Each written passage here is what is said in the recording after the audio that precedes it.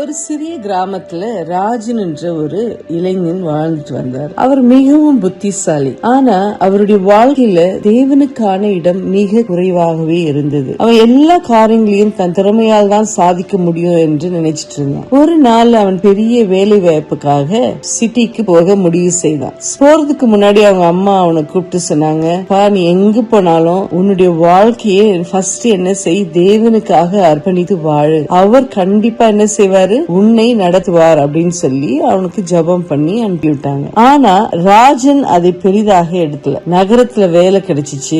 சில நாட்களிலே அவன் பல சோதனைகளுக்கு என்ன செய்தான், உள்ளானா. தவறான ஃப்ரெண்ட்ஸ், சோர்வு, மன அழுத்தம், அவன் மனம் எப்பவுமே கலங்கி போயிட்டே இருந்துச்சு. ஒரு இரவு தனியாக அமர்ந்து கொண்டிருந்த போது அவனுடைய தாயின் வார்த்தைகள் என்ன செய்து அவனுக்கு நினைவுக்கு வந்தது. அவன் முதன் முறையாக முழு மனதோடு என்ன செய்தான், ஜெபித்தான். கர்த்தாவே, என் வாழ்க்கை உமக்கே அர்ப்பணிக்கிறேன்ப்பா, என்ன நீங்க வழி நடத்துங்கப்பா அப்படின்ட்டு ஜெபம் செய்தான். அந்த நாளில் இருந்து அவன் வாழ்க்கை மாற தொடங்கியது. அவன் தன் நேரத்தையும் திறமையையும் முடிவுகளையும் தேவனுக்காக அர்ப்பணித்தான். நல்ல நண்பர்களை தேர்ந்தெடுத்தான். நேர்மையாக உழைத்தான். அவன் மனதில் சமாதானமும் உறுதியும் வந்தது. காலம் சென்ற போது ராஜன் உணர்ந்தான், உண்மையான வெற்றி என்பது நம்மை தேவனுக்கே அர்ப்பணிப்பதில் இருக்கிறது என்று. அவன் வாழ்க்கை பிறருக்கும் ஒரு சாட்சியாக மாறியது. நாமும் நம்முடைய வாழ்க்கையை தேவனுக்கே அர்ப்பணித்தா அவர் நம்மை சரியான பாதையில என்ன செய்வாரு, நடத்தி ஆசீர்வதிப்பார். ரோமர் 12:1 சொல்லுது, உங்கள் உடல்களை உயிருள்ள பரிசுத்தமான